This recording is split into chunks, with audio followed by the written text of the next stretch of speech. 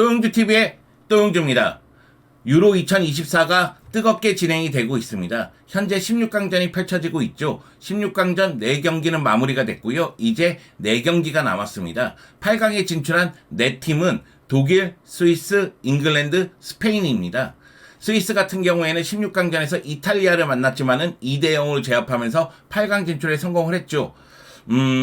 저는 히드풋볼에서도 이야기했지만 이탈리아가 어디서 떨어질지 문제지 경기력 자체가 너무 안 좋았거든요. 그래서 이탈리아가 16강에서 떨어지는 것 자체가 이변이라고 생각하진 않습니다. 그리고 잉글랜드는 16강전에서 슬로바키아를 만나서 정말 고전 끝에 0대1로 끌려가다가 종료 직전에 주드 벨링엄의 환상적인 바이시클 킥골로 1대1을 만들어 놓고 연장전 가서 해리 케인의 결승골로 2대1로 승리를 거두면서 8강 진출에 성공을 했습니다. 잉글랜드는 경기력 자체는 여전히 안 좋아요.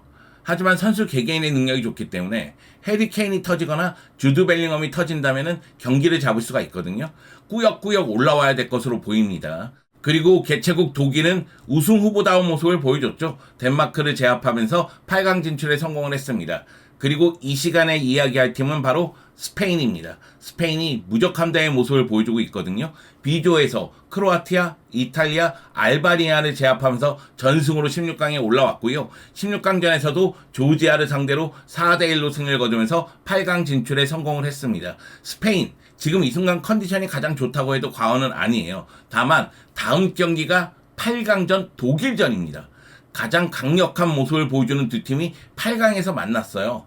사실상 결승전이 아닌가 이런 생각이 드는 그런 경기인데 과연 스페인이 독일을 넘어서 더 높은 곳으로 갈 수 있을지 한번 이야기를 나눠볼까 합니다. 지금 이 순간의 스페인의 경기력 그리고 독일전에서는 어떤 식으로 접근해야 되는가 이런 부분에 대해서 이야기를 하는 시간을 갖도록 하겠습니다. 자, 여러분 함께 가시죠. Let's go! 스페인의 현재를 돌아보기 위해서 먼저 지난 경기를 살펴볼까요? 16강전에서 스페인은 조지아를 만났습니다. 사실 대진이 나왔을 때 스페인이 8강에 진출할 가능성이 농후하다는 이야기는 굉장히 많았죠. 조지아하고 경기력 차이라든가 전력 차이에서 확실히 우위를 차지하고 있는 스페인이니까요. 그래서 결과가 이상하진 않습니다. 스페인이 4대1로 승리를 거두는 모습이었었는데 스페인 입장에서는 기분 나쁜 경기이긴 해요. 왜냐면은 18분에 상대의 크로스를 막는다는 것이 는 오르막 배 맞고 자책골로 연결이 됐거든요. 그래서 0대1로 끌려가는 상황이 됐습니다. 여기다 조지아가 역습에서 날카로운 모습을 많이 보여줬어요. 그러다 보니 스페인은 0대1 상황을 극복하고자 라인을 올리면서 공격을 전개하는데 뒷공간을 허용하는 모습이 나왔다는 거죠. 그럼에도 불구하고 전반 39분에 로드리가 중거리 슈팅으로 동점골을 기록합니다. 그러면서 전반전은 1대1로 마감하게 되고요. 후반전은 스페인의 시간이었죠. 스페인은 51분에 파비안 루이스가 역전골을 넣었고 75분에 니코 윌리엄스가 추가골을 넣었습니다. 그리고 83분에 다니 올모가 쐐기골을 넣으면서 4대1 승리를 완성하는데요. XG값을 보면은 3.06대 0.24니까 스페인이 득점 기회를 나름대로 잘 살렸다고 봐야 되겠죠. 점유율에서는 75%대 25%고 슈팅 숫자를 보면은 이 경기의 내용을 알 수가 있습니다. 스페인은 35번 슈팅에서 13번이나 유효 슈팅을 기록했고요. 그 중에 4골이나 터졌습니다. 그런데 조지아 같은 경우에는 4차례 슈팅에서 유효 슈팅이 없습니다. 장거리 슈팅이 하나 기억에 남는데 날카롭긴 했지만은 유효 슈팅은 아니었고요. 조지아가 기록한 한 골은 는 오르망의 자책골이었습니다. 경기 기록과 결과를 봤을 때 그리고 내용을 봤을 때 스페인이 조지아를 압도했다는 사실은 부인할 수가 없습니다. 사실 이 경기는 스페인이 조지아를 상대로 4대1로 승리를 거두면서 우리가 유로 2024의 가장 강력한 우승 후보다 이렇게 선언했다는 느낌이 좀 들었어요. 그 정도로 스페인의 경기력은 정말 환상적이었습니다. 경기 내용을 한번 살펴볼까요? 스페인의 데라푸엔테 감독은 조지아전에서 베스트 11을 가동했습니다. 알바니아전에서 라포르트만 선발 기용하고 나머지는 모두 교체를 했었죠. 그러면서 주축 선수들에게 나름대로 휴식을 줬는데요. 이 경기에서는 베스트 11을 가동하면서 경기력을 더 끌어올리고자 노력을 했고 스페인은 이 경기에서 4-3-3 또는 4-2-4-1 포메이션을 가동했다고 보면 되는데 일단 파비안 루이스와 페드리도 위로 전진하면서 공격적인 모습을 많이 보여줬고요. 그리고 간격을 좁히면서 라인을 위로 올려서 상대 진영에서 압박하고 전환하고자 노력을 했습니다. 여기에 왼쪽에 니코, 오른쪽에 라민 야말은 정말 환상적인 플레이를 보여줬습니다. 두 선수 모두 스피드, 드리블, 테크닉이 뛰어나기 때문에 볼을 끌고 안으로 들어가는 힘을 보여줬죠. 특히 야말이 안쪽으로 들어갈 때 카르발이 돌아 올라오는 그런 플레이를 통해서 측면 쪽에서의 위력을 계속해서 배가시키는 모습이 있었고요. 반면에 니코가 벌려줬을 때 쿠쿠렐라는 중앙 쪽으로 들어오는 모습이 또 있었습니다. 여기다가 스페인은 미드필더가 튼튼하기 때문에 경기마다 기복이 그렇게 크지가 않습니다. 그리고 빌드업 체계도 상당히 잘 만들어놨어요. 로드리가 있지 않습니까? 여기다가 박스 근처에서는 니코와 라민 야말을 잘 활용하고 있고요. 그리고 이 상황에서 공격력을 더 높이기 위해서 다니 올모를 중앙에 배치하곤 합니다. 후반전에 다니 올모가 나와서 공격력이 배가 되는 모습이 또 나왔거든요. 그러니까 플랜 A도 위력적이지만은 플랜 B도 갖고 있다는 이야기입니다. 그렇기 때문에 스페인은 계속해서 승리를 거두고 있는 것 아닌가 이런 생각이 듭니다. 전반부터 강한 압박을 하고 점유율을 유지하면서 전체적인 경기를 주도해 나가고요. 여기다가 니코, 라민 야말을 앞세워서 전환 속도를 굉장히 빨리 가져가는 공격을 보여주고 있습니다. 측면 쪽에서 볼을 끌고 들어오는 힘이 좋다 보니까 상대 수비수들이 두 줄 수비를 펼치다가도 공간을 내줄 수밖에 없는 상황이 되죠. 사실 로드리의 첫 골, 그것이 전반전에 터진 것이 매우 중요한데 로드리의 골도 니코의 도움을 받아서 기록한 거예요. 그리고 라민 야말의 대각선으로 넘기는 크로스도 기가 막혔죠. 워낙에 정확했기 때문에 파비안 루이스가 마무리 지을 수가 있었습니다. 전체적으로 봤을 때 스페인은 약점을 찾기가 좀 어려운 팀이긴 해요. 그럼에도 불구하고 약점을 얘기하라면 역시 포지션으로 얘기하면 최전방입니다. 모라타가 크로아티아전 골 넣고 나서 아직까지 골을 넣지 못하고 있거든요. 그런데 다음 경기가 독일전이라는 점을 고려했을 때는 모라타가 독일전에서는 뭔가 해줘야 됩니다. 소위 얘기해서 강팀을 상대로는 최전방에서 무언가 하지 못하면 득점포가 가동되지 않을 가능성이 있거든요. 그 점을 고려했을 때는 모라타가 독일전에서 뭔가 해줘야 된다. 그리고 라인을 올리면서 공격을 전개할 때는 중원에서 볼을 돌릴 때 조금 더 안정적인 볼 처리가 필요하다. 패스미스가 나오면서 역습을 허용하는 장면이 몇 차례 있었습니다. 그런 모습을 좀 줄일 필요성이 있다. 이렇게 말씀을 드리고 싶습니다. 저는 개인적으로 니코, 라민 야말, 다니 올모 이런 선수들의 활약은 눈에 들어오더라고요. 그리고 페드리 같은 경우에도 워낙에 공격적인 모습을 보여주고 있고 파비안 루이스는 또 골도 넣고 있기 때문에 측면과 중원의 힘은 정말 대단하다. 이렇게 설명할 수밖에는 없을 것 같습니다. 그렇기 때문에 스페인은 지금 이 순간 4전 전승을 기록하고 있고 가장 좋은 컨디션을 보여주고 있는 것 아닌가, 상승세를 타고 있는 것 아닌가라는 생각이 듭니다.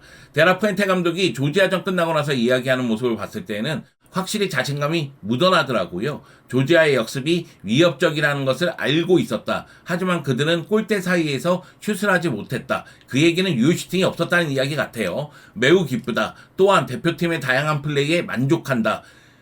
선발뿐만 아니라 교체 투입한 선수들도 제 역할을 하고 있다는 사실에 만족한다는 이야기 같고요. 그리고 다양한 선수들이 골을 넣고 있잖아요. 이 부분에 대해서도 만족한다는 이야기 같습니다. 독일과의 경기는 매우 흥미진진할 것이다. 독일과 8강에서 만납니다.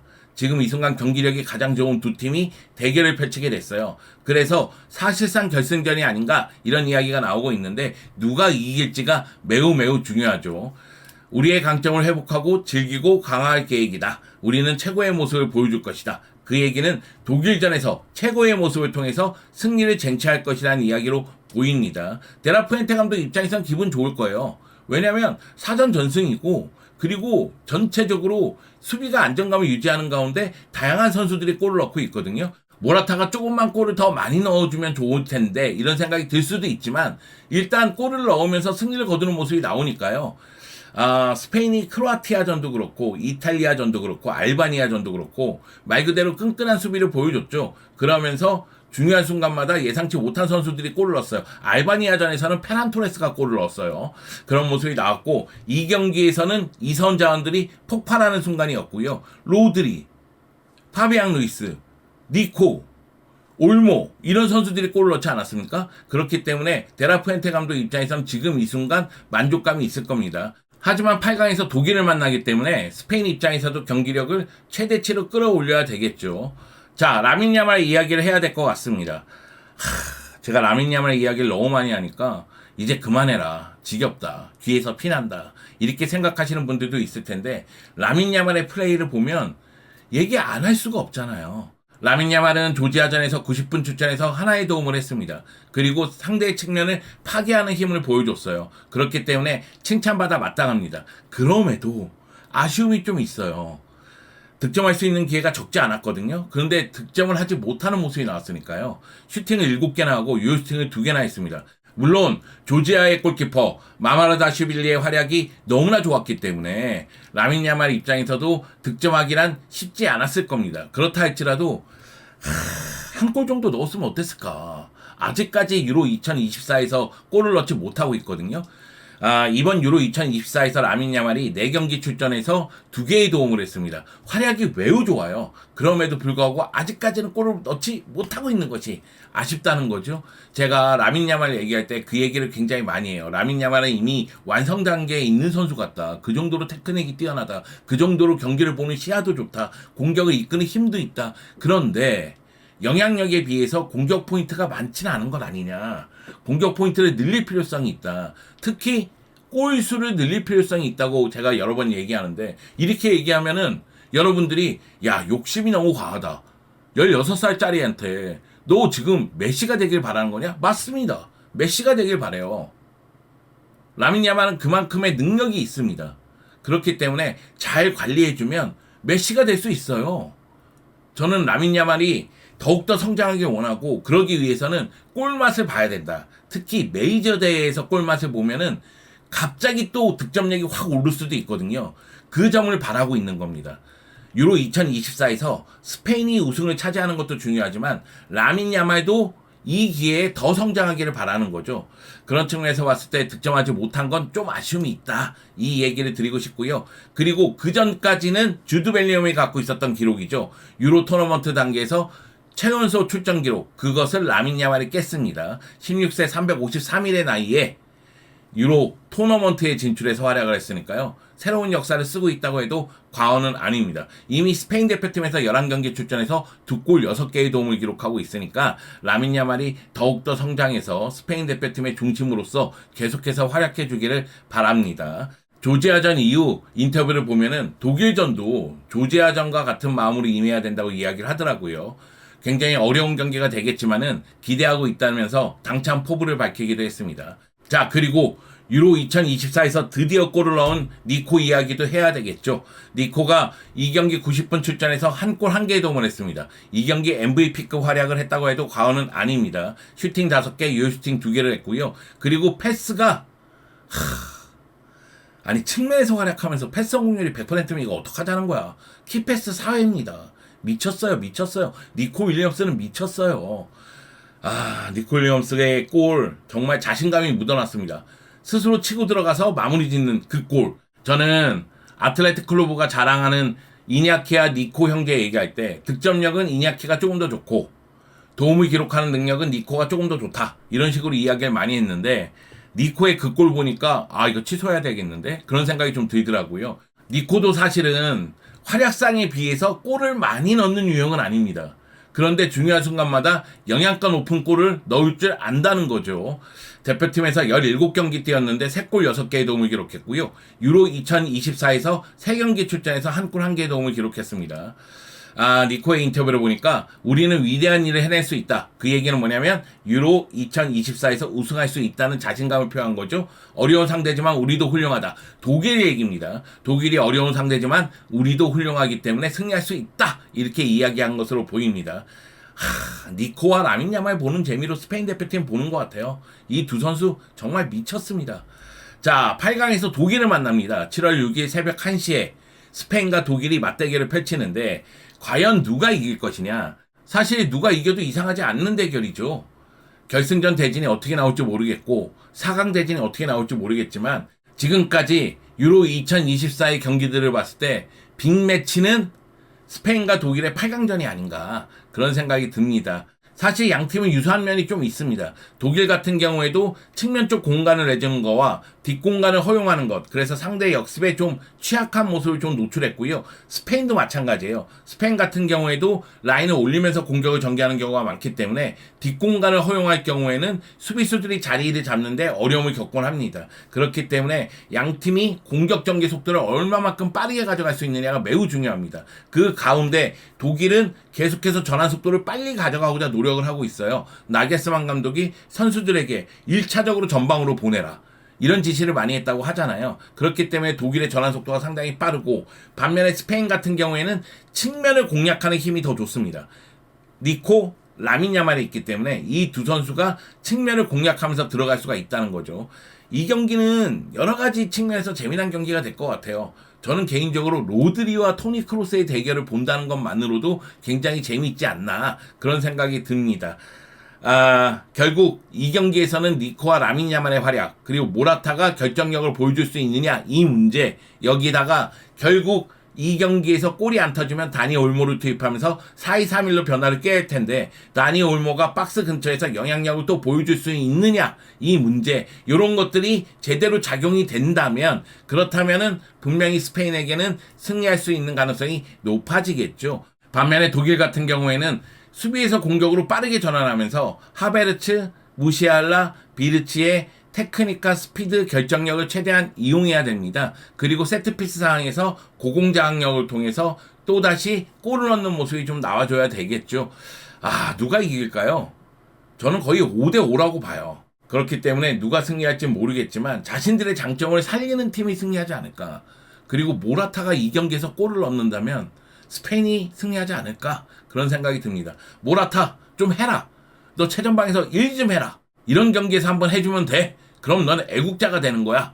반면에 독일 같은 경우에도 이제 하베르츠라든가 무시알라라든가 비르츠라든가 토니 크로스의 활약을 기대하고 있겠죠. 정말 재미날 것 같습니다. 이 경기는 또용주TV에서 라이브로 여러분과 함께 할게요. 너무 재미난 경기가 될 것 같아서 이 경기는 여러분과 같이 봐도 될 것 같습니다. 워낙에 지금 대기업들, 뭐 이스타TV라든가 다이소네라든가 여러 군데에서 유로 2024를 라이브로 입중계로 여러분과 함께 하고 있기 때문에 저희 같은 가내수공업자는 집에서 조용히 혼자서 축구를 즐기고 있는데요. 요 경기는 너무 재미날 것 같으니까 여러분과 함께 보도록 하겠습니다. 저는 스페인이 이렇게 잘할 줄 몰랐어요. 그래도 뭐 득점력 부족이라든가 아니면 수비 쪽에서 문제를 좀 노출하지 않을까, 이런 생각이 있었는데, 지금까지의 경기력과 경기 결과를 봤을 땐 만족, 대만족입니다. 사실 지금 이 순간에 스페인의 경기력이 가장 좋다는 것도 부인할 수는 없으니까 만족 안 할 수가 없죠. 그런데 8강전에서는 독일을 만납니다. 독일은 상승세를 타고 있는 팀이기 때문에 스페인 입장에서도 매우 어려운 상대입니다. 이 고비를 넘겨야지만 우승이 가능해요. 아무리 전력이 좋고 팀의 컨디션이 좋다 할지라도 고비를 넘지 못하는 팀은 우승하지 못하게 돼 있잖아요. 그래서 스페인이 지금 같은 기세를 이어나가면서 독일까지 잡을 수 있을지 궁금합니다. 스페인과 독일전 누가 이길지 모르겠지만 라민 야말과 니코 윌리엄스가 같이 뛰는 걸 보면서 저는 그런 생각이 들었어요. 클럽에서도 이 두 선수가 같이 뛰는 모습을 보고 싶다. 이렇게 높은 퀄리티의 축구는 계속해서 보여줘야 된다, 축구 팬들에게. 그런 생각이 들었습니다. 니코, 바르셀로나로 올래? 컴온이요.